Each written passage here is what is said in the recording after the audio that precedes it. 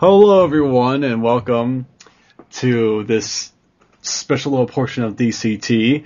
We are recording and posting on our YT YouTube channel because if anything happens with one of our episodes, we will come back and fall back on our plan B, which is this channel, this site, and be posting shows here.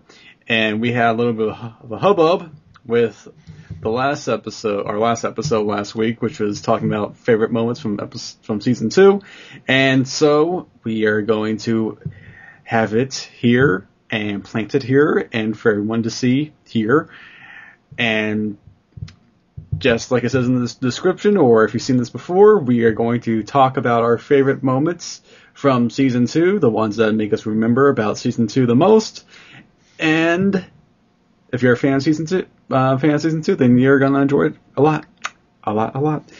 So I always like to give the floor to someone else to let them start. And if anyone wants to start this off, then go ahead. And if that was your favorite moment, also, or if someone else wants to elaborate on that, we can too. Okay. By the way, I'm Chris, and I'm here just in case no one knew that. Oh, yeah, that's right. Go ahead, because I forgot to mention people, too. Alright, I guess I'll go first then. Mm-hmm. My favorite moment from Season 2 would be how they developed Ken as a kid who started out evil, then turned good, and they kind of showed you his emotional problems along with, like, all his struggles with his brother, and that was kind of the first character that they ever really went that far with in terms of development, so I really like that.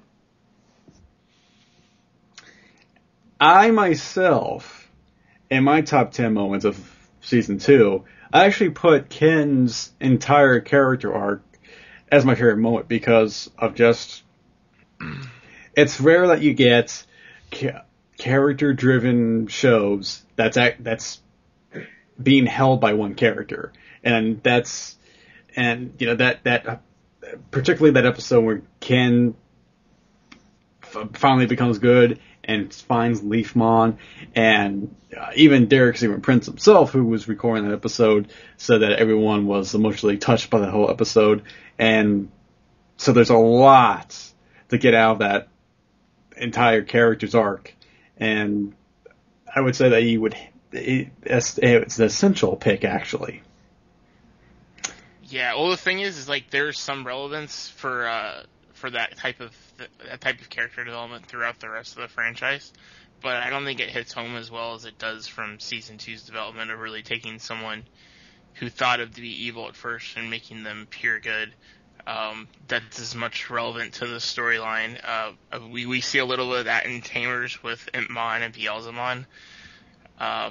But they turn him out to be kind of just a supporting character in the end, where he's not really part of the main attacking team with the D-Reaper, and the same thing with Frontier with Koigi. But yeah, I completely agree. I think Ken's character development, his character development was actually the most inspirational character development of any character ever in the franchise. Okay. So, I guess with that said, then we move on to Chris's one of his favorite moments. Alright, my first one I'll pick is going to be the appearance of Black Or Greymon. And for those that listened live when I said this, pretty much it's, he comes onto the scene, Kari and TK somewhat recognize him, and just in shadow form, they're all pretty much trembling in fear of his power. And when he arrives on the scene, he just creates a huge explosion that pretty much wipes them all out. So when you have someone that powerful that comes on, and then we got to see his character of, he was pretty much thought of himself as kind of an elitist as a fighter, where he wouldn't take orders from Arlukenimon and Mummymon, things like that. And his whole quest was pretty much just to find his purpose in life, and to fight everyone and to test his power. So I think that was a really cool. He kind of reminded me of Dragon Ball Z, the Saiyans, is how his character turned out. So that was definitely a moment that stuck out for me. That was also a moment of mine too, because of just that's one of the enemies that just makes such a profound impact just from the first sight of him, and the fact that he's the shadow thing, which would have been cool if he was like that, like partially throughout the season. That way, he's like this giant evil cloud that kind of like is hovering over people, and you just like I was like, oh, he's coming because we see the cloud. Yeah, he's the dark cloud coming this way.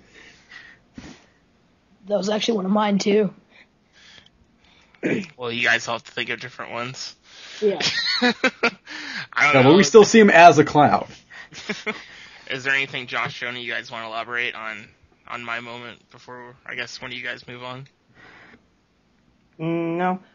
One thing I didn't like about Black War Greymon is how he never, like, until the end, he didn't make up his mind. Like, you could never tell if he was fully good or evil. Like, he was always searching for his heart and all that, and I didn't really like that part, but I mean, overall as a character, I think he was really good.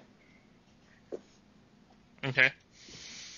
So, we move on to the other brother. Now. Right. Yeah. That is correct. Okay, I really like the relationship between TK and Kari. Just because they kind of had like a budding romance throughout the whole show, so. And they seem like just like a perfect couple. That was one I liked. This is where we get controversy with Dan. Well, you take it out because I did it first. You say your response to what I said. To what you said? Yeah. Well, you just said pretty much that there isn't really any evidence of their relationship. I mean, throughout the seasons, but who else really had a spark with Kari besides Davis, which was never going to happen, that pretty much every Digimon fan knows, just because... But they look better. They looked better. Yeah, they look better. What? Yeah. I don't think so. Anyway, no, I just think that's the same scenario we have with Tai and Sora. I mean, TK and Kari didn't have a past before they became Digidestins and met each other, but they've always been like the two that have kind of like protected one another, and their Digimon get along. Their Digimon are both angels, so I think there was some symbolism there as well. That their Digimon digivolved into angels and that kind of thing. So, I mean, I think if Kari was going to end up with anybody, it would be TK. But to be honest, in this season, the only true relationships that we see in season 2 was of Yoli and Ken, and we eventually saw Matt and Sora, but in the epilogue, we still don't know if that actually went through or not. So, Go ahead, Dan. Is it my turn to pick?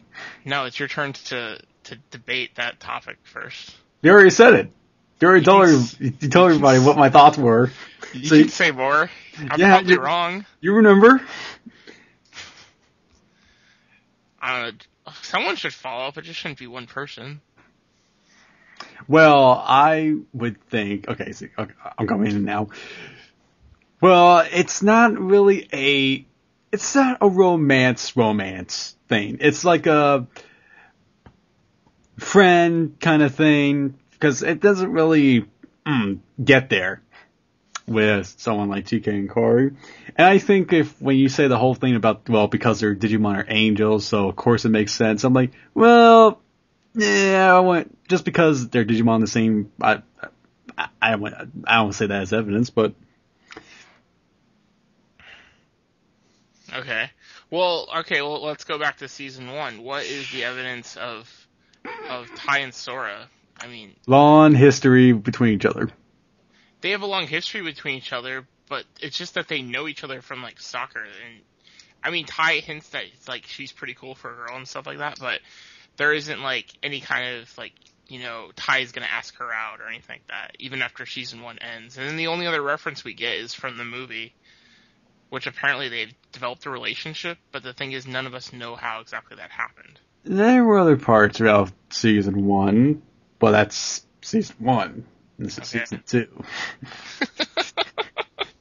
Alright. Let's move on from that. One of my picks from season 2 has to be, and this is one of the high points for season 2 for a lot of people, and that is the whole Dark Ocean episode where Kari gets sucked into that world of a dark ocean, and it's this mysterious place in the digital world which we don't know of, and a lot of people are kind of upset because we don't know what happens afterwards, and there's all this mystery, and I can understand what people say when they mean, there's no conclusion. And I remember just seeing that, how it's just so, you have no idea what's going on, and just what is going on. And there's just this, it's, the closest thing Digimon ever got to in terms of a mysterious mystery, and just have no idea what's going on, and the whole thing is just, maybe you should try watching out the lights off and see what it does to you. That's a dare from DCT. Okay.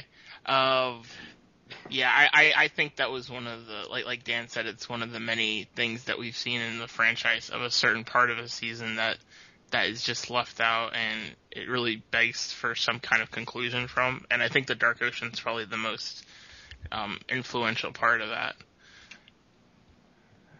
Well, I'd like to see them, follow up on that, but I don't really know, what kind of storyline it would follow, because would it be, after Season 2, or before, or, Well, it would have to be during Season 2. I mean, it would have to be something along the line, after Myotismon was defeated, because pretty much, it was evident that Daemon came from that Dark Ocean, and his goal was to seize Ken, and you can't really, in the middle of that or before that, do anything with it, because pretty much that whole thing happened, and then they had to defeat Myotismon. So I would think it would happen sometime before the epilogue. Probably be centered mostly around Kari.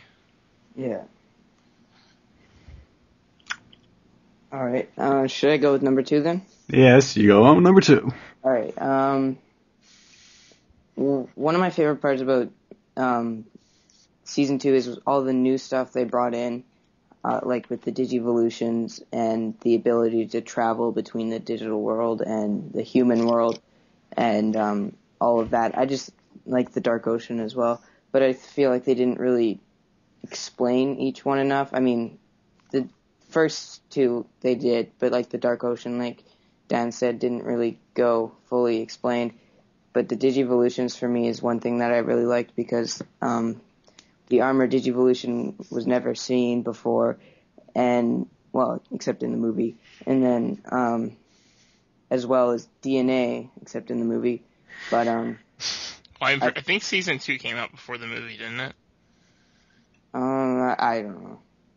Dan probably knows. He knows that kind of stuff. It's too late to remember. Too late at night to remember stuff. Yeah, so those are, like the new stuff they brought in, I felt really helped the series.